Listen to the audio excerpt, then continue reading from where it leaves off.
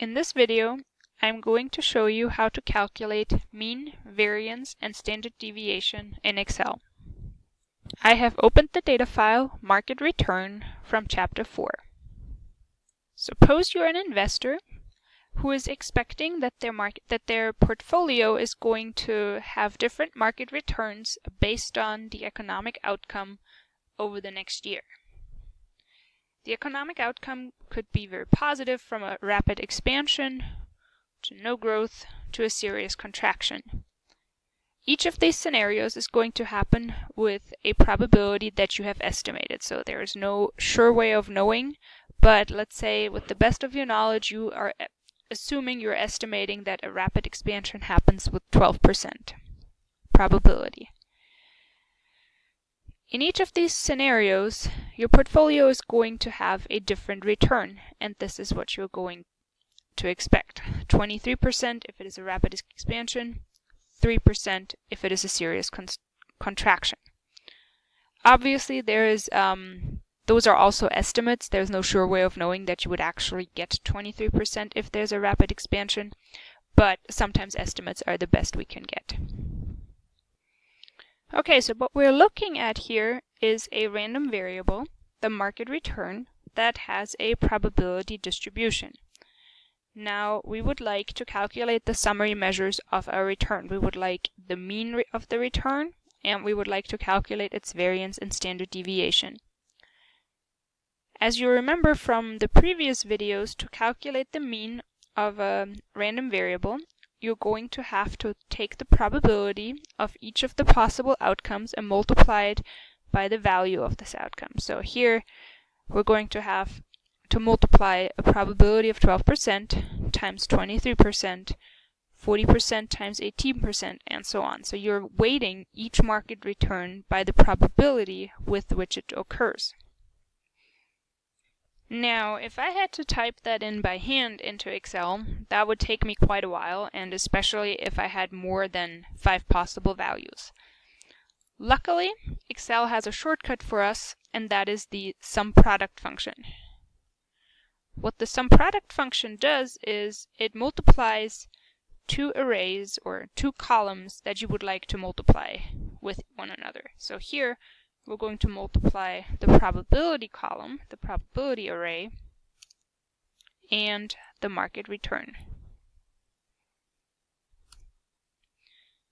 Now I would like to display this in percent, so I'm going to click on this button up here.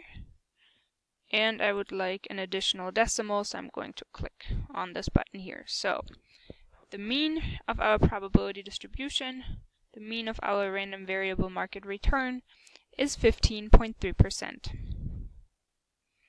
To calculate the standard deviation, as you may remember from the previous videos, we have two different ways of doing that.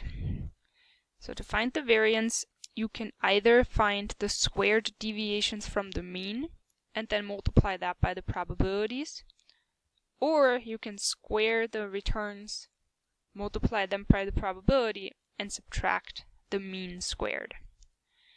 I'll show you both ways. So first, to calculate the squared deviation from the mean, we're going to have to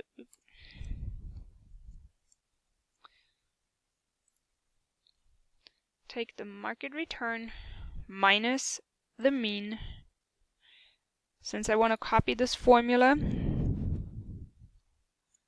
I'm going to put my dollar signs in here.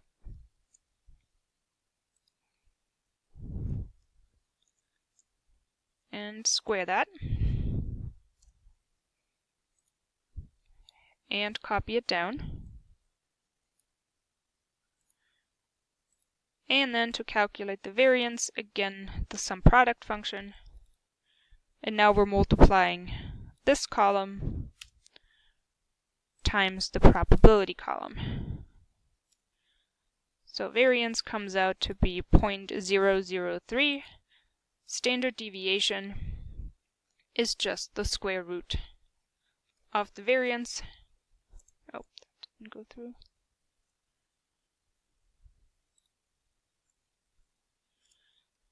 So standard deviation is 0.05. Again, maybe I want this in percent. So it's 5% or 5.3% if I want a decimal. Using the other way, I should get exactly the same answer. So what do I want to do here? I first want to square the market return, so I'm going to have to multiply this column by itself. And then I'm multiplying it by the probability. And in the end, I'm subtracting the mean squared. Now if we're rounding this to the same number of decimals, we're getting exactly the same answer. So lastly, what does this even mean here? We've calculated that the mean is 15.3%. So on average, you would expect a return of 15.3%. If you look up here at our possible market returns, that is not even an option. So how can that be the mean of our random variable if it's not even a possible value that the random variable can take? Well, what the mean says, it doesn't tell you that this is what you're actually going to get. It means that on average, if you were to repeat this over and over again, so if you imagine this is not for 1 year, but over the years, 1 year you might get 15, 1 year you might get 23, 1 year you might get 3% only.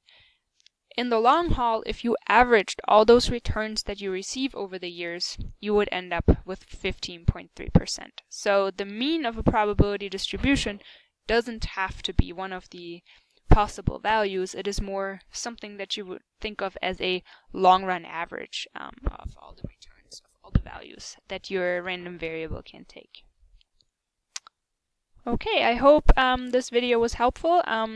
Being able to calculate mean and variance in Excel is very useful, because if you imagine you had to do this in a calculator, it would take you a lot longer than just using the sum product function. It's a very powerful function, and we'll need it again later on in this semester. So get acquainted with this formula, and I will talk to you again in the next video.